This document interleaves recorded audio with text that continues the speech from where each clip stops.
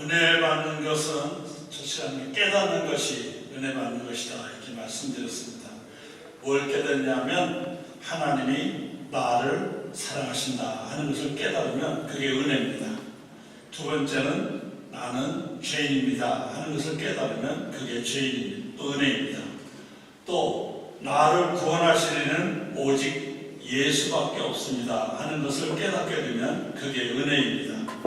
또 지금 이 시간에도 하나님의 성령이 우리 가운데 함께 하십니다. 이것을 깨달으면 그것이 바로 은혜의 역사입니다. 이 시간에도 그 은혜가 함께 하실 줄 믿습니다. 제가 깨닫게 하시니 감사합니다 그러면은 여러분들이 해야 할 몫이 있죠. 뭔지 잘 아시죠? 오늘 처음 오신 분은 모르겠지만 어저께 오신 분은 잘 아실 겁니다. 이제 한번 힘있게 해보겠습니다. 하나님의 사랑을 깨닫게 하시니 감사합니다. 네, 다시 한번 이제 오늘 처음 오신 분들을 위해서 다시 한번 하겠습니다. 하나님의 사랑을 깨닫게 하시니 감사합니다. 내가 죄인임을 깨닫게 하시니 감사합니다. 예수밖에 없음을 깨닫게 하시니 감사합니다. 이 시간에도 성령이 우리와 함께 하심을 깨닫게 하시니 감사합니다. 깨닫는 은혜가 중요합니다. 아는 것이 많아도 깨달음이 없으면 소용이 없습니다. 여러분이 성경을 수십 독을 하고 교회 안에서 많이 신앙생활을 오래 해서 성경에 대한 지식이 많이 있다 하더라도 그 지식 가지고 되는 건 아닙니다. 깨달음이 있어야 됩니다. 깨달음이 없으면 그 지식은 무용지물이 됩니다. 그렇기 때문에 깨닫는 은혜가 중요한데 이 시간에도 깨닫는 은혜가 함께 하시기를 간절히 바랍니다. 오늘 읽어드린 성경 말씀은 여러분이 잘 아시는 말씀입니다. 하나님의 전신갑주를 입으라 이렇게 되어 있어요. 왜냐하면 우리가 앞으로 나가 싸워야 할 것은 혈과 육이 아니고 악의 세력과 싸워야 하기 때문에 이것은 인간의 힘으로는 거의 불가능합니다.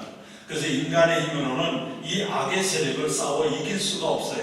왜냐하면 이 악도 신의 세력입니다. 악신. 이 귀신도 신은 신이거든요. 그래서 이 신의 세력을 인간의 힘으로는 도저히 막아낼 수가 없습니다. 이거를 이기려고 하면 하나님이신 참신이신 하나님의 능력을 내가 받아서 그 힘을 가질 때는 악신의 세력을 이길 수가 있지만 이것을 인간의 힘으로 이기려고 하면 도저히 불가능합니다. 오히려 도전했다가는 그 악신에게 패배를 당하거나 악신에게 져서 오히려 악신의 노예가 되는 경우가 없지 않아 있습니다. 그렇기 때문에 우리가 이 악의 세력을 깨뜨리고 승리자가 되려고 하면은 하나님의 능력을 힘입어야 되는데 이것을 오늘 말씀에는 전신갑주를 입으라 이렇게 되어 있어요.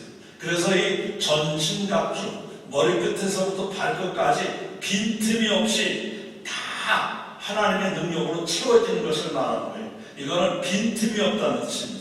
우리 안에 악의 세력이 침투하거나 악이 우리를 노리려고 할 때 빈틈이 없어야 돼요. 이게 전신갑주예요.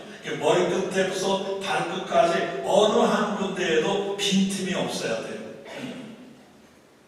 우리가 뭔가 하나 이 빈틈이 생겼을 때 보통 잘 아시는 말씀이지만 아킬레스건이라는 말을 씁니다. 잘 아시죠? 이 아킬레스라는 옛날 신화에 나오는 인물이죠. 이 아킬레스라는 사람이 태어났을 때 그 어머니가 이 아이를 건강한 훌륭한 장수가 되게 하기 위해서 어떻게 했냐면 그 스타익스 강이라는 이걸 흑룡강이라고 하죠. 이 스타익스 강에 가서 이 아이를 이 발목을 잡고 그 물에다 담그는 거예요. 왜냐하면 이 물에다 담그면 어떤 화살이나 어떤 창이 와도 절대로 피부를 뜯고 들어가지 않아요. 그래서 완전히 장수가 되는 거예요. 그래서 이 아이를 신의 신탁을 받은 어머니가 아기를 안고 그 흑룡강으로 갔습니다. 그리고 가서는 아이의 발목을 잡고 그 불에다 담갔어요. 담그고 나서 이 아이가 자라면 정말 어마어마한 장수가 돼요. 아무리 화살이 날아와도 그 피부를 뚫지 못하는 거예요. 창을 찔러도 칼을 휘둘러도 그 피부를 뚫을 수가 없어요. 얼마나 단단한지. 저 트로이 전쟁에서 이 장수가 힘있게 정말 이 아킬레스가 얼마나 용맹을 떨치는지 도대체 이걸 막을 길이 없는 거예요. 그런데 그 아킬레스에게 문제가 되는 게 하나 있는데, 엄마가 발목을 잡고 물에 담글 때 그 잡았던 그 발뒤꿈치 고기가 물이 안 묻은 거예요. 그래서 고기는 여기는 화살이 맞으면 뚫고 들어간다는 사실을 이 트로이의 유명한 그 왕자인 파리스라는 사람이 알게 됐어요. 유명한 활을 쏘는 사람이니까 궁수거든요. 그러니까 화살에다 그 끄트머리에다 독을 발라가지고 어느 날 그 전쟁터를 진입하면서 뛰어다니면 이 아킬레스의 그 발뒤꿈치를 향해서 활을 쏘았어요. 그 화살이 발뒤꿈치에 꽂혔어요. 그 순간 독이 퍼지면서 이 아킬레스가 죽었다라는 일종의 전설 같은 얘기죠. 그래서 이 아킬레스 건이라는 말은 뭔가 치명적인 약점을 말할 때 보통 그런 말을 합니다. 그 뜻밖의 많은 신앙인들에게는 다 잘하는데 한 가지 잘못 때문에 문제가 되는 경우가 많아요. 다 잘해요. 괜찮아요. 뭐든지 그 사람은 정말 내세울만 해요. 그런데 한 가지 약점이 있어가지고 그 사람의 신앙을 무너뜨리거나 잘못되게 하는 경우가 얼마나 많은지 몰라요.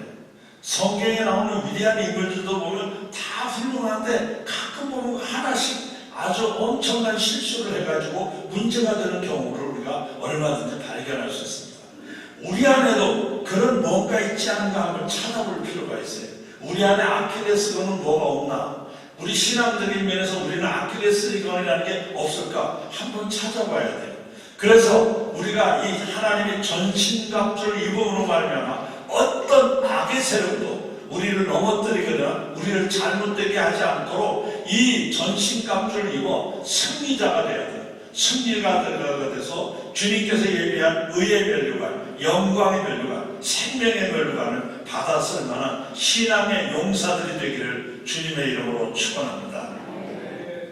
자, 그럼 신앙의 눈으로 볼 때 우리 안에 이 아킬레스건처럼 문제가 되는 것들이 어떤 것이 있겠느냐? 물론 여러 가지를 생각할 수 있겠지만은 몇 가지를 생각해 보면, 첫째로 우리 죄를 보지 못하는 데 있습니다. 이 영안이 어두워져 가지고 내가 죄가 있다는 걸 깨닫지 못하는 거예요. 자기가 죄가 있다는 걸 모르는 거예요. 너무 교회 생활을 오래 하면서 느끼는 게 뭐냐면, 나는 다 의로워져서 더 이상은 죄가 없는 사람, 나는 완벽한 것처럼 착각을 하고 사는 거예요. 근데 이 내가 죄인이라는 것을 모르는 것처럼 무서운 죄가 없어요.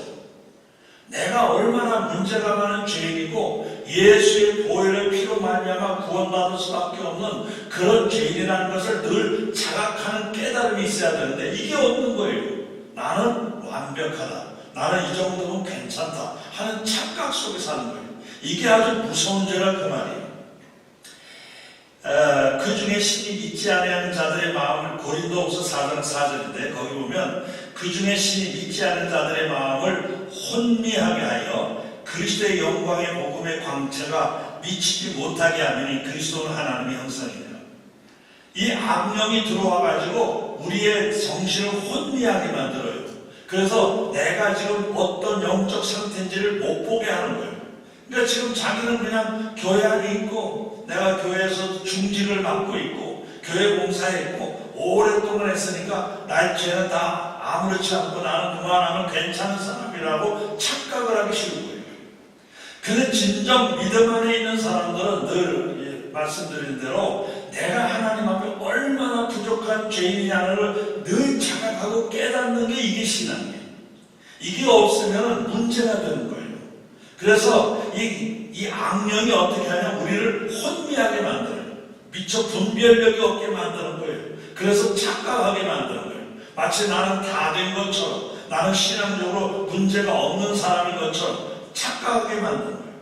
이게 문제가 돼요. 여기에 빠지게 되면 이게 문제가 돼요. 그래서 이런 문제를 해결하는 지혜가 필요합니다. 두 번째로는 뭐 이 정도야 별거 아니겠지, 작은 실수를 대수롭지 않게 여기는 경우가 많아요. 신앙생활을 하면서도 하나님과 나와의 관계에서도 작은 실수도 사실은 용납될 수가 없어요.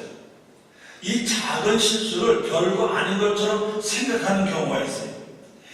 그 독일의 시성이라고 할 수 있는 괴테가 그런 말을 했어요. 짜증만큼 큰 죄는 없다. 짜증, 쉽게 짜증 낼 수 있잖아. 아이 뭐 이래, 이 짜증 내잖아요. 짜증만큼 큰 죄가 없다 그랬어요. 그러니까 우리는 보통 그냥 조금씩 아이 이러고 짜증을 내잖아요. 그 아무렇지도 않은 거, 그런 것은 그냥 아무렇지도 않은 줄 알아요. 그런데 신앙의 눈으로 보면 그 짜증이 엄청난 죄라고 말해요. 그러니까 내가 살아가는 삶의 과정에서 말 표현은 얼굴 표정, 내가 가지고 있는 생각, 그냥 별거 아닌 줄 알고 지나갔는데 그 하나하나가 엄청난 죄가 될 수 있다는 걸 말하는 거예요. 짜증만큼 큰 죄는 없다. 이 괴테는 아마 영적으로 큰 감동을 받고 깨달은 것 같아요. 이 짜증, 별거 아닌 줄 알아요. 그런데 그게 어마어마하게 우리 영을 힘들게 하고 영을 병들게 하고 영을 넘어뜨리게 하는 큰 죄가 될 수 있다는 거예요. 그 알프스라는 데를 이렇게 등반하는 많은 사람들이 등산을 하기도 한다는데 그 알프스에 가면은 제비들이 이렇게 그 알프스산을 넘어가는 제비가 있다고 해요. 날개 쳐서 그 높은 산을 넘어가는 제비가 있는데, 근데 대개 이 제비들이 어디서부터 날아오냐면 저 아프리카에서부터 날아오는 거예요. 이렇게 날아와서 이 알프스산 넘어가는 거예요. 근데 그 제비들이 아주 그 날이 화려게 치면 얼마나 정말 우리나라에서 뭐가 촥 빨리 잡으면 아유 제비가 왔네 이렇게 표현했습니다. 근데 이 제비가 왔는데 가끔 이상하게 그렇게 금방 활기차게 날아가던 이 제비 가운데 간혹 알프스산에 올라가려고 하다 갑자기 툭 떨어져 죽는 거예요. 이상하게. 그래서 이 연구하는 학자들이 도대체 이 제비들이 왜 금방까지 그렇게 쌩쌩하게 날아올라가던 이 제비가 왜 갑자기 이렇게 떨어져 죽었을까 하는 생각에서 그 떨어져 죽은 제비들을 갖다 주워가지고 연구를 했어요. 그런데 놀라운 것은 그 제비의 이 날개 기축 안에가 뭐가 있냐면 커다란 거미가 안에 있어요. 거미가 이게 흡혈거미예요. 피를 빨아먹는 거미예요. 근데 이 제비의 날개 밑에 큰 거미가 피를 빨아먹어서 갑자기 이 거미 때문에 제비가 힘을 잃고 쓱 떨어져 죽는 거예요. 도대체 이놈의 거미가 언제 거미가 그렇게 큰 놈의 거미가 들어갔을까? 이걸 학자들이 조사를 했어요. 그런데 이게 어디서부터 왔냐면 아프리카에서 거기서 살 때 거미의 알이 거가 붙은 거예요. 거미 알이. 그러니까 따뜻하니까 거기서 부화가 돼가지고 여기까지 날아오는 동안에 계속 조금씩 이 제비의 피를 빨아먹으면서 사는 거예요. 그래가지고 그 알프스 쪽에 왔을 때쯤에는 거의 동전만큼 큰 거미가 돼요. 결국은 이 제비가 죽게 만든 거예요. 별거 아닌 것만 보이지도 않을 만큼 조그만 알이 그 날개 밑에 별거 아닌 줄 알았어요. 근데 결국 그것 때문에 제비가 죽었다는 거예요. 우리가 신앙생활하는데 별거 아니라고 생각하는 거, 별거 아닌 짜증, 뭐 짜증이 뭐 이렇게 나쁜 건가? 가끔 사람이 짜증을 부릴 수도 있는 거지. 그런데 신앙의 눈으로 보면 그것도 죄가 될 수 있다는 거예요. 그것이 점점 확대되고 마지막에는 큰 죄가 될 수 있다는 걸 경고하는 거예요. 그렇기 때문에 믿음으로 사는 사람들은 이 작은 것 하나도 소홀히 하면 안 돼요. 그래서 전신갑주가 필요한 거예요. 빈틈을 주지 않아야 돼요. 악의 세력에게 빈틈을 주지 않으려고 하는 하나님의 전신갑주를 이루라고 말씀하시는 거예요.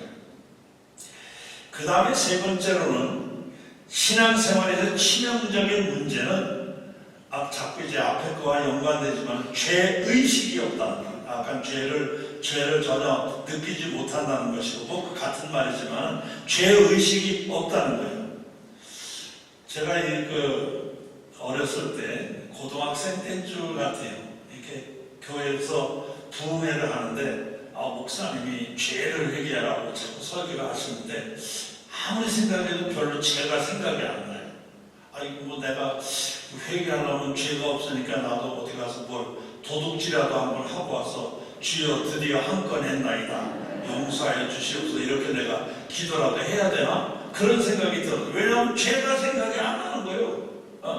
그래서 건방진 말이지만 제가 그때 뭐라고 하게 되냐면 주여 세상에 찾고 다니다가 한 사람의 의인도 찾기 힘드시면 여기 오십시오.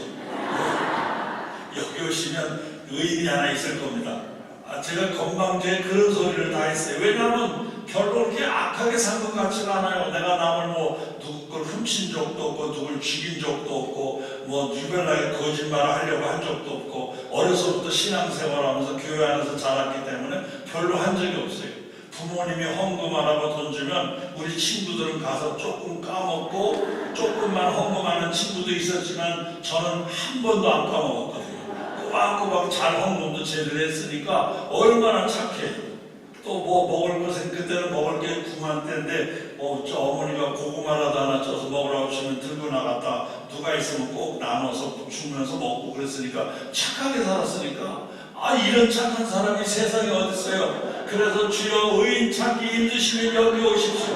여기 드디어 하나 있습니다. 제가 이제 그런 못된 생각을 한 적도 있었어요.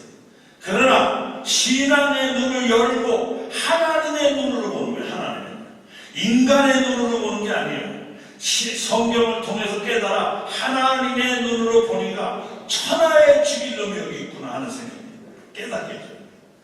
이 죄를 깨닫는다는 게 너무 중요해요. 죄가 알아야 회개가 나오고 회개가 나와야 용서를 받고 용서를 받아야 은혜의 세계에 들어가는 게 아니에요. 그러니까 죄를 모르면 이건 은혜의 세계에 못 들어가요. 그래서 예수님께서 이 땅에 오셔서 마가복음 1장 15절을 보면 제일 먼저 하신 말씀이 뭐냐? 회개하라 그리고 복음을 믿으라 이렇게 되어 있습니다.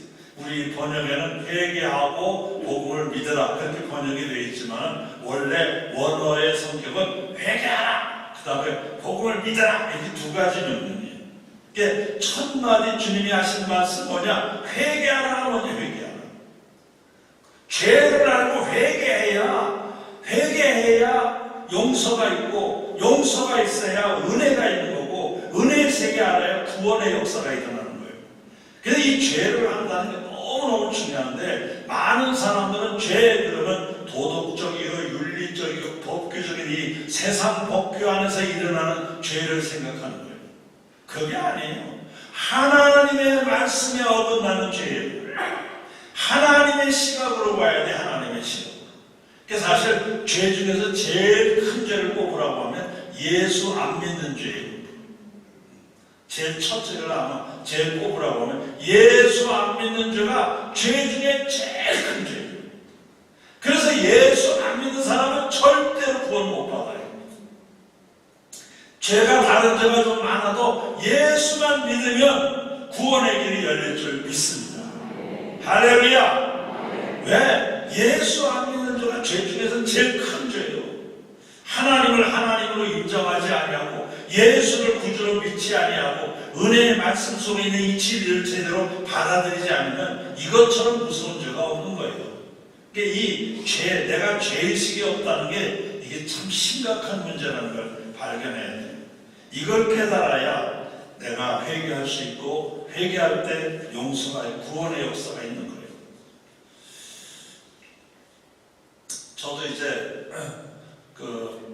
처음에 은혜 받을 때 이제 기도원에서 좀 기도하다가 이제 은혜를 받았는데 처음에 가서 지금 이 죄 문제를 해결할 수가 없어요. 아무리 생각해도 죄가 별로 생각이 안 나는 거예요. 물론 제가 어렸을 때 저희 아버지 주머니에서 돈을 한번 훔친 적이 있었어요.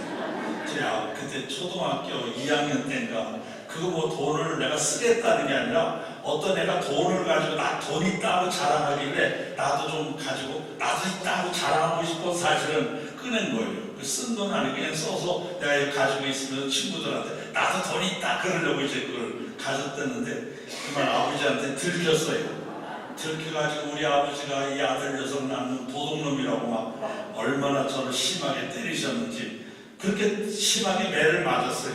그러고선 그 다음에 안 훔쳤거든요. 그때 그만한 매를 맞아서는 죄값은 난 충분히 치렀다고 생각을 해요. 그러니까 죄가 별로 없는 사람이 아무리 봐도 그래서 나는 죄가 뭐지 아무리 성경 읽어도 나는 나는 그렇게 나쁜 죄가 생각이 안 나는 거예요. 그런데 어느 날 마태복음 읽어나갔다 어떤 사람이 주님 앞에 무엇이 제일 큰 계명이냐고 물은 적이 있어요.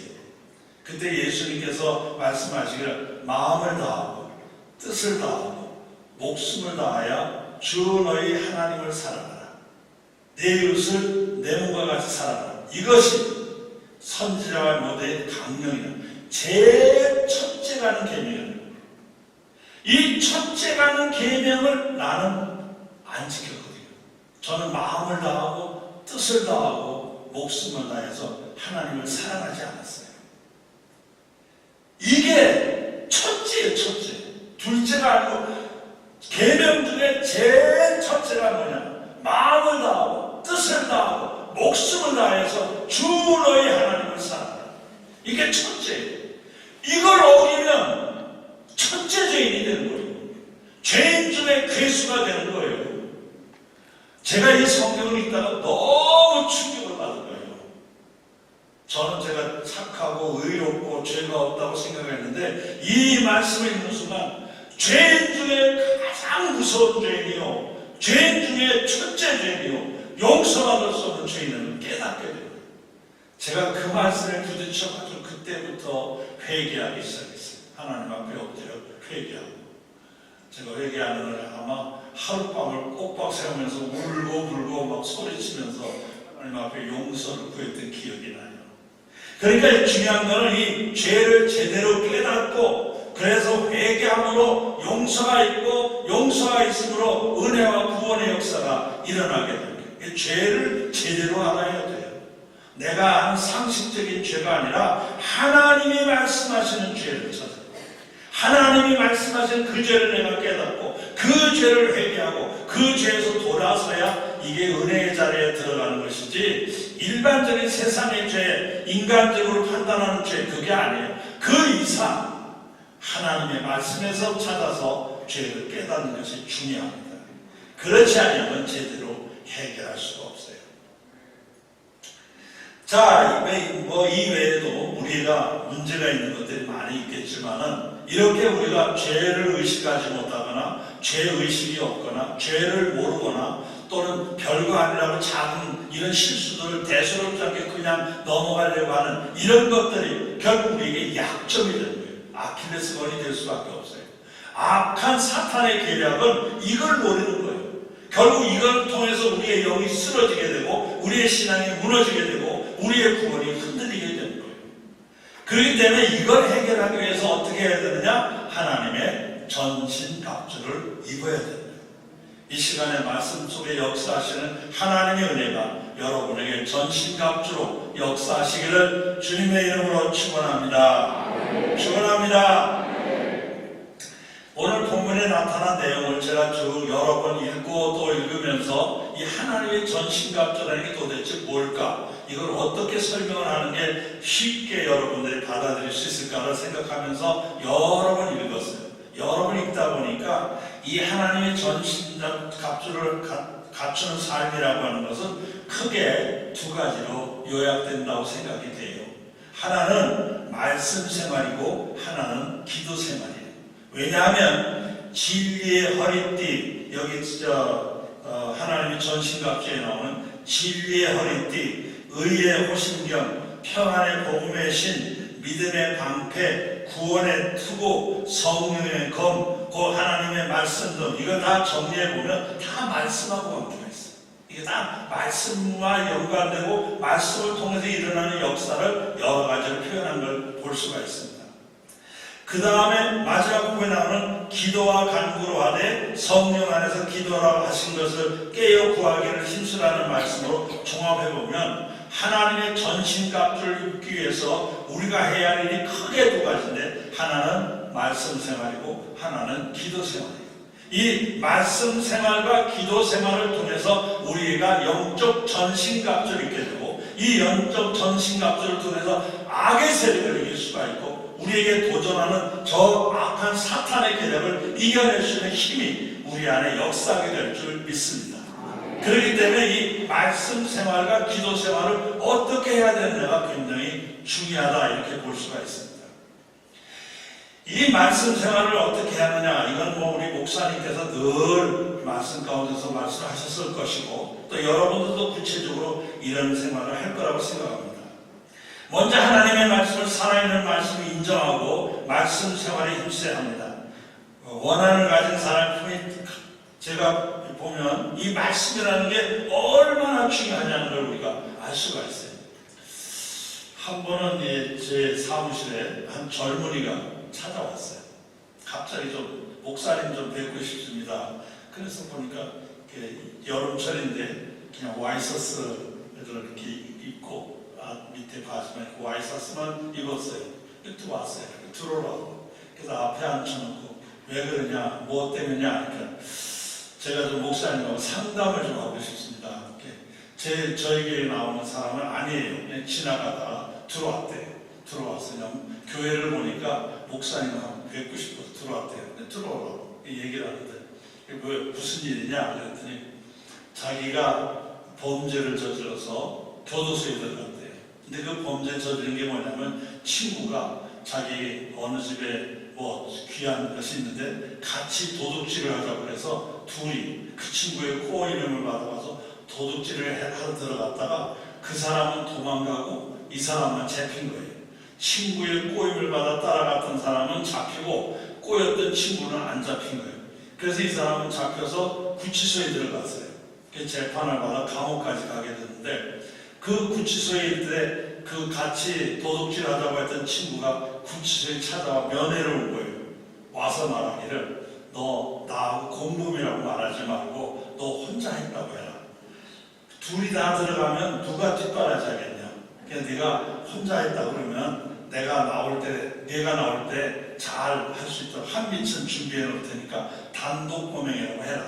절대로 둘 했다고 그러면 나도 체포 들어가면 뭐 둘 다 감옥에 있다 아무것도 아니지 않냐. 그러니까 네가 혼자 했다고 하고 그러면은 내가 자기가 뒷바라지 해줄 테니까 그렇게 해라.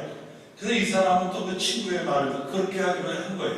그래서 나는 혼자 했다. 단독 범행이다. 끝까지 그렇게 했어요. 그래서 이 사람이 4년 반인가를 감옥에 살게 됐어요. 감옥에 살게 됐는데 그 뒷바라지 해야 되겠다는 친구가 4년 반 동안 한 번도 안 찾아요. 한 번도 안 찾아요. 그러니까 이 나올 때쯤 되니까 이 사람이 원한이 생겼어요. 내가 이걸 그냥 두지 않겠다. 그래서 흔하게 하는 말로 내가 출소하는 날이 내 제삿날이 되게 해주겠다. 이런 생각을 가지고 마음에 푸는 거예요. 그런데 나와서 조사를 해보니 자기 배신한 친구가 제가 섬기는 교회 그 근방 어디서 산다는 얘기를 듣고 아침부터 지금 그놈 찾는다고 지금 그 동네를 돌고 돌다 점심때가 좀 지난 오후인데 그때까지 뭐 전혀 못 찾고 그냥 지나가다가 교도소에 있을 때 가끔 아마 그 예배당에 가서 그 예배 시간에 참석했었는가 봐요. 그래서는 교회를 보니까 목사님하고 얘기라도 좀 해야 되겠다는 생각이 들어서 들어왔대요. 그래서 이런 경우 어떻게 하면 좋겠냐 이게요. 그래서 제가 가만히 보니까 정말 화가 나겠어요. 정말 그렇다면 화가 나고 또 꼬임을 받은 사람이니까 화가 나겠어요. 그래서 내가 그렇다고 해서 그냥 잡아서 죽여버리라 이럴 수도 없고 또 그렇다고 이 사람하고 절대로 그러면 안 된다고 그러면 안 된다고 용서하라고 그런다는 사람이 그 용서하겠어요? 4년 반 동안 지금 한이 맺혔는데 이래도 안 되고 저래도 안 되는 거예요. 그래서 내가 이 사람을 이거 어떻게 할까 생각하다가 이건 내가 얘기할 게 아니고 성경 말씀으로 얘기하는 게 좋겠다. 그래서 로마서 12장을 찾았어요. 로마서 12장 후반부에 가보면 악에게 지지 말고 선으로 악을 이기라 라는 말씀과 함께 원수가 있거든 내가 갚으려고 하지 말고 맡겨라. 그럼 주께서 함께 하신다는 말씀이 있어요. 그래서 로마서 12장 후반부에 있는 말씀과 성경책을 앞에다 놓고 읽어줬어요. 나는 당신처럼 원한 관계를 가진 적도 없고 누구를 죽이고 싶은 만큼 미워한 사람도 없기 때문에 당신의 마음을 나는 이해하지 못한다. 그러나 성경에는 이런 말씀이다. 그래서 내가 이걸 읽어줄 테니까 한번 잘 참고해라. 그래서 이 앞에다 앉혀놓고 제가 성경을 펴놓고 읽어주기 시작했어요. 한 절 읽어줬어요. 읽어주니까 별로 감동이 안 되는 것 같아요. 그래서 잘 들어봐. 그리고 다시 또 읽어준 거예요. 두 번째 이렇게 읽었어요. 그래도 얼굴 표정이 그냥 그대로 굳어져 있어요. 그래서 한 번만 더 읽어줄게. 그래서 제가 읽어줬어요. 읽어주는데 이게 손으로 배를 이렇게 만지는 것 같아요. 그래서 내가 배 아파? 그랬더니 깜짝 놀랐더니 손을 빼더라고요. 아니라고. 왜 아니 그럴 일이 있어요. 그러더라고요. 그래서 안 되겠다 싶어서 그냥 또 지루해서 그냥 나갈까봐 제가 아예 옆으로 가서 이렇게 약간 가로막는 듯이 하고서 다시 성경을 읽어주기 시작했어요. 그 로마서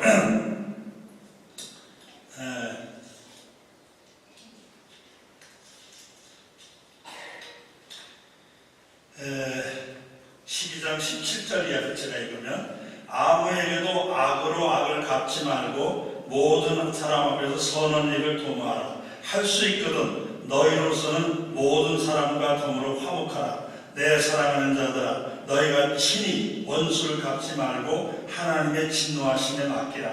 기록되었으되 원수 갚는 것이 내게 있으니 내가 갚으리라고 주께서 말씀하시니라. 내 원수가 줄이거든 먹이고 목마르거든 마시게 하라. 그리하므로 내가 숯불을 그 머리에 쌓아 놓으리라. 악에게 지지 말고 선으로 악을 이기라. 그런 말씀이에요.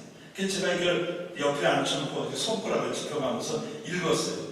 읽었더니 손이 또 배에 있는 데를 또 가는 거예요. 그래서 점심 먹어서 이제 안 먹었대. 배가 고파서 그런가 보다. 그래서 제가 주머니에서 점심값을 그래서 배고파? 그럼 이거 가서 뭘 먹고 와.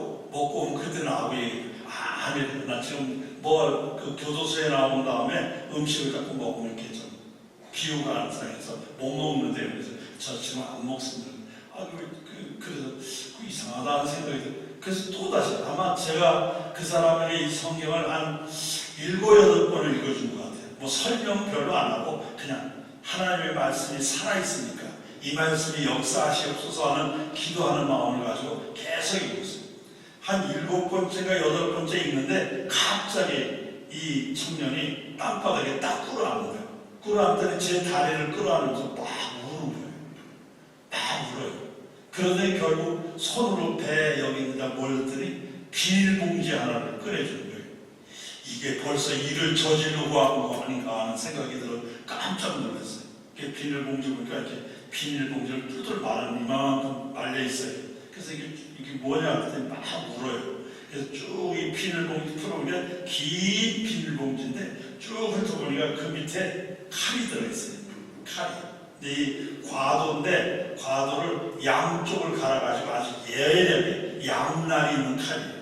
그러니까 친구 만나면 그걸로 찔러 죽이려고 한 거예요. 그런데 이 친구가 이 말씀을 읽으면서 성령이 그 속에 역사하셨어요. 그래가지고 그 칼을 내면서 막 우는 거예요. 제가 그때 이 하나님의 말씀은 어떤 검보다도 예리하여 인간의 심령 골수를 찔러 쪼개는 역사가 있구나. 이게 하나님의 말씀의 역사잖아요. 그래서 제가 말씀을 읽어주는데 그 변화되는 막 우는 거예요. 그래서 제가 그걸 끌어안고 같이 울면서 기도했어요. 기도한 다음에 내가 그랬어요. 정말 속상하겠다. 정말 밉겠다. 그렇지만 이제 그렇게 살지 말고 이제는 바르게 살아라. 이제 그 사람 죽이고 나면 너 또 감옥에 들어간다. 절대 그러지 말아라. 제가 그때 가지고 있는 건 많지 않았어요. 근데 제가 지갑에 있는 거 다 꺼내가지고 주면서 이거 가지고 밥도 먹고 네가 어떻게 하든지 성실하게 살고 내가 살다 정 힘들면 도대체 내 힘으로 못 살겠다. 그렇게 되면 날 찾아와라. 내가 크게 도움은 아니지만 내가 도와줄 수 있는 데까지 도와주겠다. 이렇게 얘기하고 붙들고 기도해 줬어요. 그랬더니 이 친구가 울며 나가더라고요. 그래서 제가 마당에까지 따라 나갔어요. 그랬더니 나가면서 마치 뭐 부모를 떠나는 자식처럼 뒤돌아보다 갔어요. 사실 그 다음에 한 번도 저한테 연락 온 적은 없습니다. 그 다음에 어떻게 됐는지 저는 몰라요. 그러나 한 가지 분명한 것은 그 사람이 품고 있던 칼을 하나님의 말씀이 끄집어낸 거예요. 이게 말씀의 역사예요. 여러분, 하나님의 말씀은 그냥 기록된 말씀으로 지나가는 게 아니에요. 여기는 능력이 있어요. 역사가 있어요. 그렇기 때문에 이 말씀을 가까이 하는 사람 속에는 생명의 역사, 구원의 역사, 정말 죽일 사람을 살리는 역사가 일어나게 되는 줄 믿습니다. 할렐루야! 이게 바로 하나님의 말씀이에요. 그러니까 이 말씀을 가까이 하는 사람들에게는 전신갑주의 역사가 일어나게 되는 거예요. 이게 이 말씀의 역사니까요. 이 말씀을 가까이 할 때 이런 은혜가 임하는 거예요. 그래서 말씀을 여러분이 가까이 하는 방법 가운데는 물론 잘 하겠지만, 첫째, 목사님의 말씀을 잘 들어야 돼요.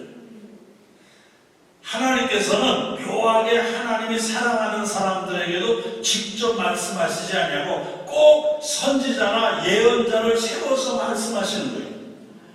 하나님이 다윗을 얼마나 사랑하셨어요? 내 마음에 합한 자라, 이렇게 다윗을 사랑하셨어요. 그런데도 다윗에게 말씀할 때는 직접 말씀하시는 게 아니라 나단이라는 선지자를 통해서 말씀하세요. 이건 하나님의 방법이에요.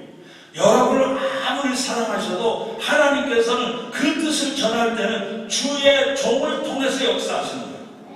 그렇기 때문에 말씀에서 은혜 받아야 돼요. 말씀에서 은혜 받는 거예요. 그래서 제가 저희 교회 성도들 보고 그랬어요. 지금 여기 걸어다니는 은혜가 있으니까 잘 보라고. 걸어다니는 은혜, 이게 내가 그냥 보지 말고 나를 하나님의 은혜로 보라고. 지금 이렇게 움직이고 있지만 이건 은혜가 움직이는 거니까 똑똑히 봐야 돼요. 왜? 목사의 설교를 통해서 은혜 받고, 목사의 설교를 통해서 생명의 역사가 일어나게 되고, 목사의 설교를 통해서 구원의 자리에 들어갈 수도 있잖아요. 이게 걸어다니는 은혜라는 은혜가 우리 성도들 보고, 야, 여기 걸어다니는 은혜가 있다. 딴 데 보죠. 여길 봐야지 어디 보냐고. 이게 지금 은혜가 왔다 갔다 하는데 눈을 어디다 돌리고 그러냐고. 제가 그렇게 설교를 한 적도 있습니다. 그렇기 때문에 이 말씀을 잘 귀담아 들으셔야 돼요. 그리고 또 이 은혜 받기 위해서 목사님을 위해서도 계속 기도해야 돼요. 두 번째는 기록된 말씀을 늘 가까이 하려고 애를 써야 돼요. 성경을 가까이 하려고 애를 써야 되죠. 그러려면 많이 읽는 게 중요합니다. 제가 한번 계산해 봤어요. 하루에 성경 장수로 3장을 읽고 주일날이니까 좀 많이 읽어서 5장만 읽어요. 성경장으로. 그렇게 읽으면 1년에 1독을 할 수가 있어요. 최소한도. 예, 성도들은요, 최소한도 성경에 1독은 해야죠. 그래서 몇 년 믿었냐와 성경 횟수가 최소한도 10년 믿었으면 최소한도 10독을 해야 돼요. 찔리는 사람이 좀 있는 것 같은데. 믿기는 꽤 믿었는데 이게 성경이 횟수가 영 많이 안 해요. 그럼 기본이 안 되니까 설교를 못 알아들어요. 여러분 공부도 예습한 아이들이 선생님의 가르침이 귀에 쏙쏙 들어오는 거예요. 그래서 선생님의 가르침을 잘 알아듣고 제대로 배우는 거예요. 왜? 예습을 했으니까. 마찬가지예요. 성경을 많이 읽어서 성경에 대한 이해가 있는 사람들을 목사님 설교가 귀에 쏙쏙 들어오는 거예요. 은혜가 되는 거예요. 근데 이 성경을 전혀 가까이 하지 않다 보니까 이게 안 되는 거예요. 그러니까 여러분들이 은혜 받으려면 성경을 가까이 해야 되는데, 최소한도 이렇게 하루에 3장씩, 주일날은 5장 읽으면 1년에 1독인데, 물론 더 많이 읽는 분도 있어요. 제가 아는 저희 가까운 장로님이 한 분 계시는데 가끔 만나서 이제 식사하는 장로님이십니다. 그분은 1년에 꼭 11독에서 12독을 하는 거예요. 거의 한 달에 한 번씩 읽어요. 정말 읽어요. 그래서 내가 장로님 왜 이렇게 성경을 그렇게 많이 읽으십니까? 그러니까 그분이 그런 게, 저 성경에 그냥 미치고 싶어요. 성경에 한번 좀 미치고 싶어요. 얼마나 많이 읽는지 몰라요. 지금 아마 100몇십 독을 읽었다고 그래요. 요 근래 읽기 시작을 했지만은 1년에 10독 이상을 하니까. 그래서 아주 그분이 열심히 읽는 걸 보면서 저도 또 더 열심히 읽으려고 애를 씁니다. 성경을 읽어내려가면서 한 가지 주의해야 될 것은, 성경은 내가 은혜가 되는 곳만 읽고 내가 은혜가 안 되는 곳을 빼먹으면 안 돼요. 사람들이요, 되게 내가 성경 읽어야지. 그래서 마태복음 1장 좀 읽다가 보면 애는 산하지 않는다, 애 낳는 얘기만 나오니까 이런 게 있어 하면서 잘 읽지도 않아요. 그래서 어떤 사람은 매년 그래서 성경 창세기 1장 좀 읽다 관두고, 마태복음 1장이 딱 관두다는 얘기도 들었는데 그렇게 하면 안 돼요. 신구약 성경을 다 읽어야 돼요. 왜? 하나님이 필요하기 때문에 주신 거예요. 내 지혜로 판단하는 게 아니에요. 이건 하나님의 말씀이에요. 하나님의 그의 뜻이 있어요. 그가 우리에게 필요한, 저도 이제 뭐 열왕기, 역대기라든지 이렇게 창세기 중에서도 또 11장, 그 10장 그쪽 가면 이름만 나오는 데가 있어요. 뭐 그냥 이름만 나오는데 발음도 헷갈리고 무슨 말인지도 모르겠고 그 어떤 데 읽으면서 좀 짜증처럼 날 때가 있어요. 하나님 이것도 은혜가 된다고 여기 주셨습니까? 저는 잘 은혜가 안 되는데요. 그러다가도 하나님이 주셨으니까 나보다는 하나님이 지혜로우시고 나보다는 하나님의 판단이 더 오르시고 나보다는 하나님의 은혜가 제대로 되는 거니까 그래서 읽는 거예요. 그래서 꾸준히 읽는 거예요. 그런데 놀라운 사실이 있어요. 이름만 나오는데도 은혜될 때가 있어요. 제가 이제 마태복음 1장 거기 보면 그 마태복음 1장은 이제 잘 아시는 대로 아브라함과 다윗을 낳으신 예수 그리스도의 세계라서 그 다음에 이름만 쭉 나오잖아요.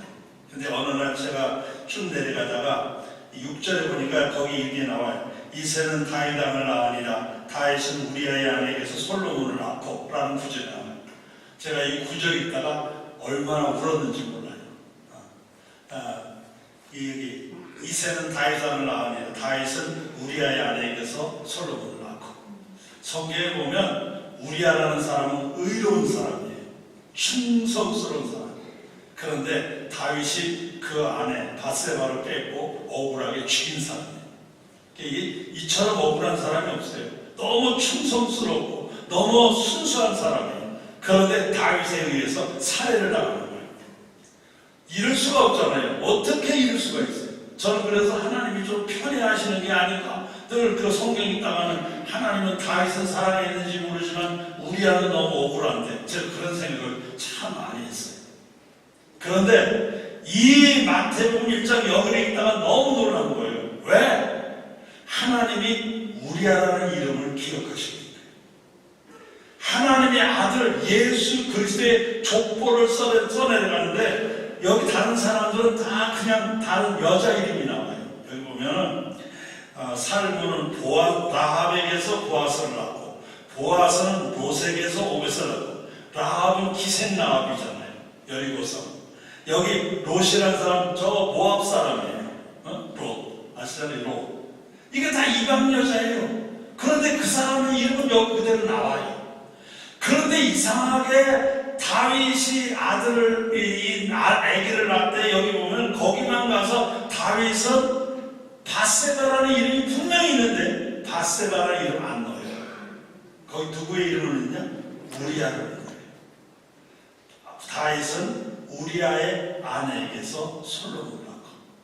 저는 이 구절을 읽으면서 하나님께서 우리아를 얼마나 가슴에 품고 계셨는지를 생각하는 거예요. 그 이름을 하나님의 메시아의 족보에다 넣게 하시는 거예요.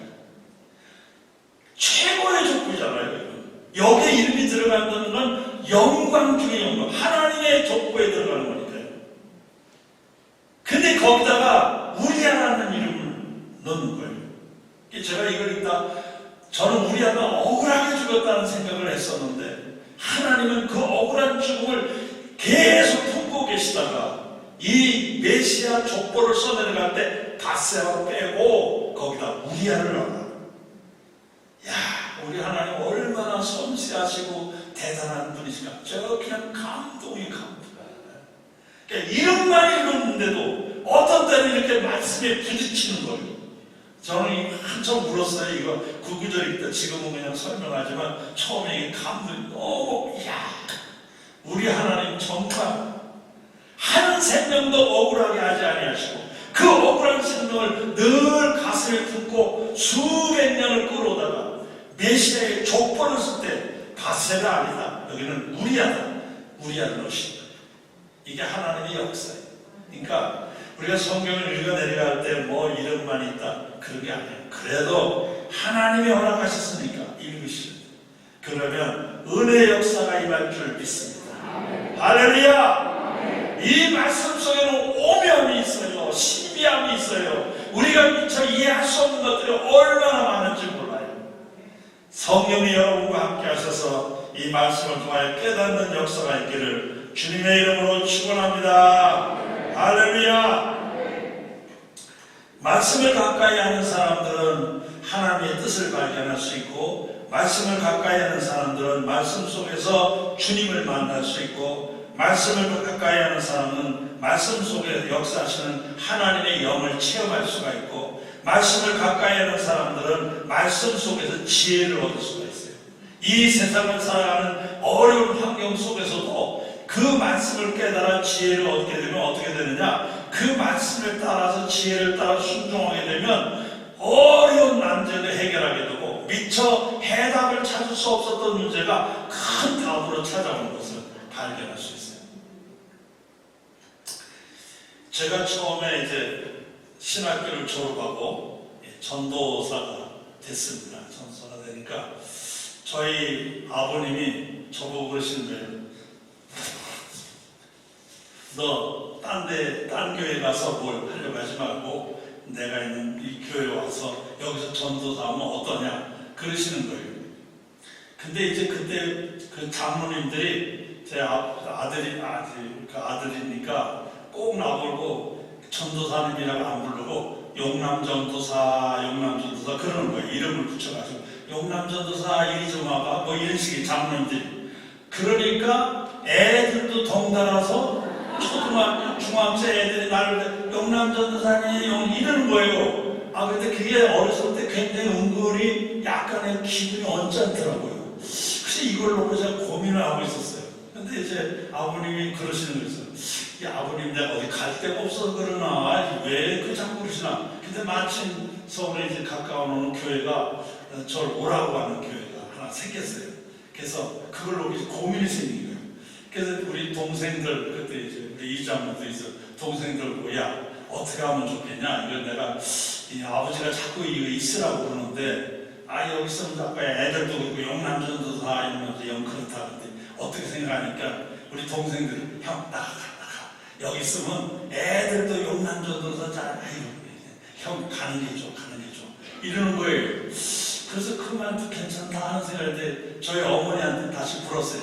어머니 이게 아버지가 자꾸 저러시는데 그 아버지가 자꾸 왜 나를 붙잡고 그랬다니까 저희 어머니는 그건 아버지가 그런 게 아니고 장로님들이 네가 여기 교회에 있으면 애들에게 너무 좋고 중고등 학생들에게도 도움이 될 것 같아서 그러는 거니까 내가 생각하기엔 내가 있는 게 좋겠다 그러시는 거예요.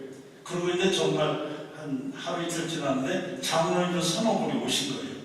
저를 만나자고. 그래서 와서 그러시는 거예요.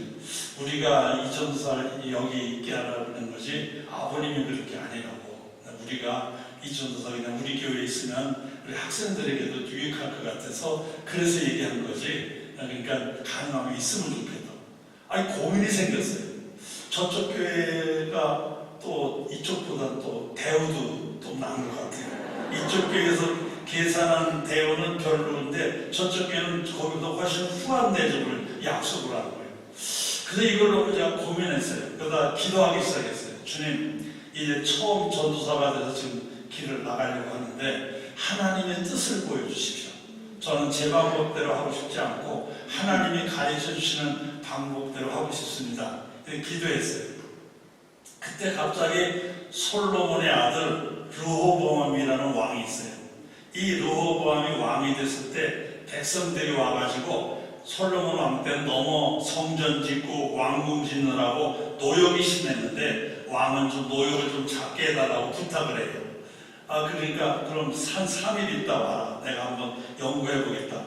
그리고 나이 많은 사람들을 만나가지고 자문위원들에게 물었어요. 백성들이 이렇게 말하는데 어떻게 하면 좋겠냐. 그러니까 나이 많은 분들이 그들의 말을 들어주셔서 선하게 하십시오. 그리고 이제 왕께서 백성들의 요구를 들어주시면 백성들도 왕에게 충성할 겁니다. 이렇게 말했어요. 근데 이 르호보암이 그 말이 좀 마음에 안 들었는지 자기하고 같이 자란 사람들, 관리들을 불렀어요.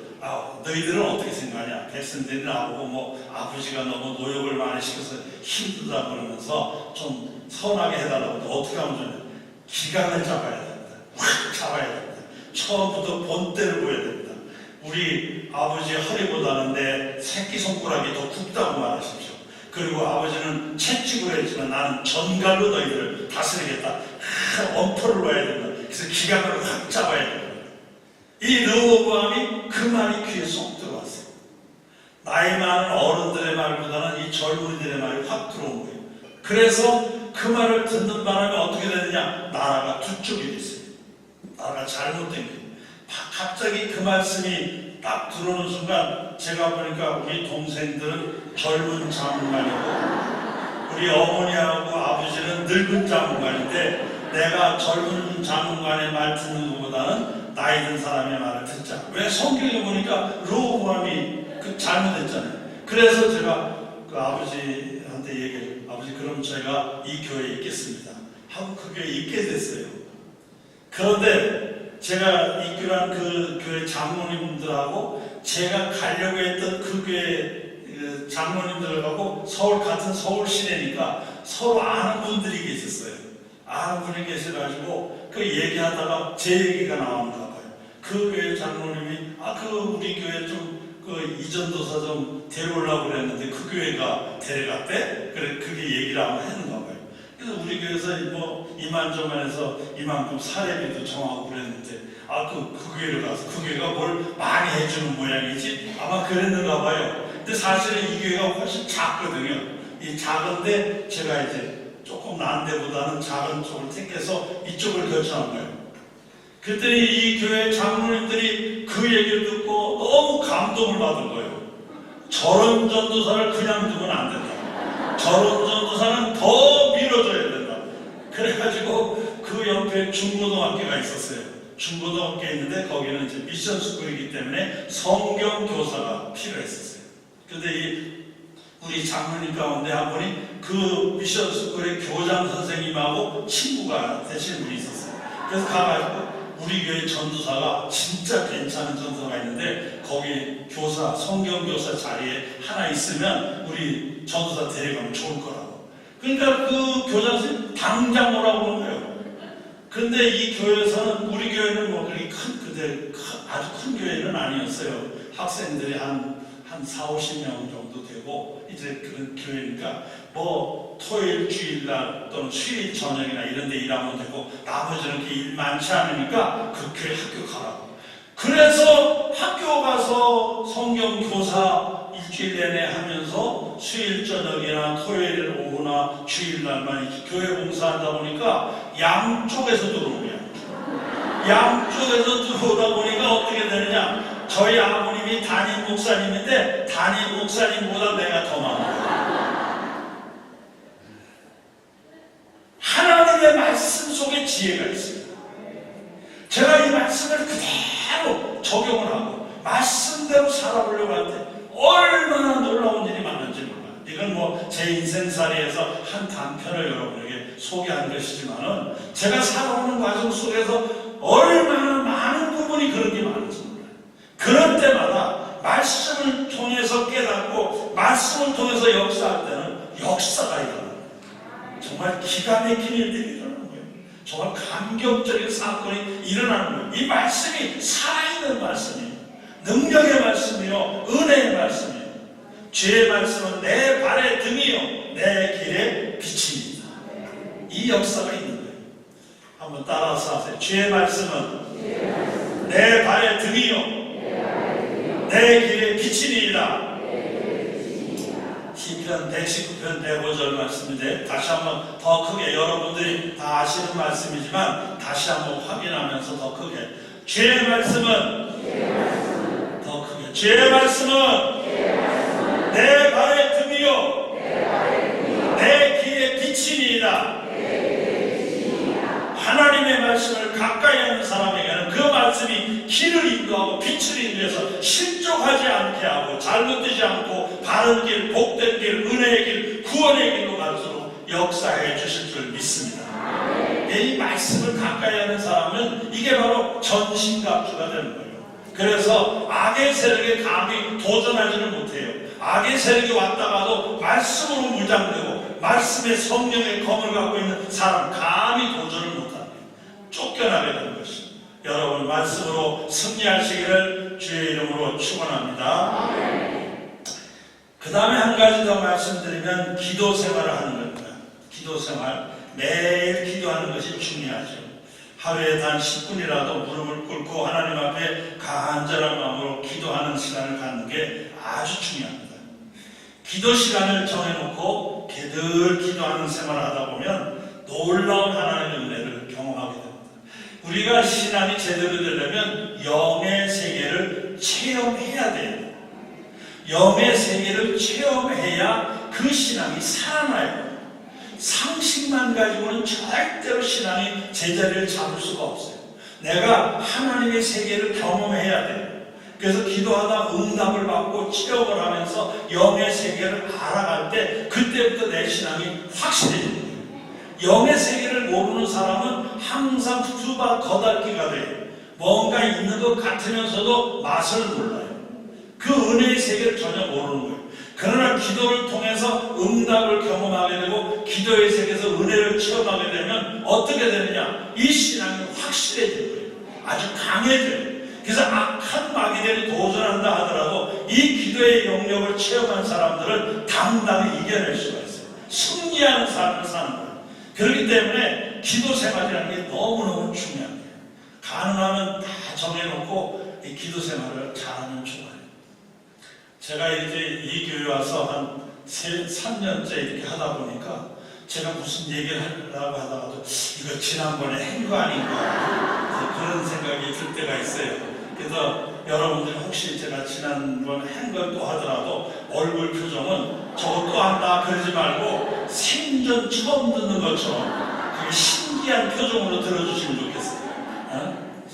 저희 집사람은 자꾸 그걸 염려하는 거예요. 그 지난번에 한 거 또 한 거 아니야 이러는데 저는 제가 받은 은혜니까 또 사도 바울도 성경에 보니까 다메섹 도상에 가다가 은혜 받은 얘기가 몇 번 나오더라고요. 그러니까 은혜 받으면 자꾸 그게 나올 수밖에 없어요. 또 사실은 제 미천이 거기다 있으니까 다른 데 있는 건 아니잖아요. 제가 그 은혜 받은 게 제 목회 전체거든요. 그것 때문에 제가 목사가 되고 이제까지 목회를 해왔기 때문에 미천이 그거예요.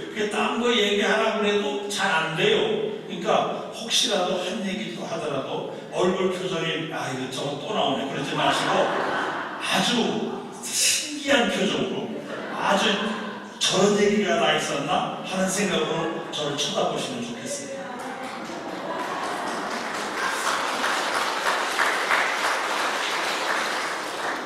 이왕 며칠하면 많이 쳐요.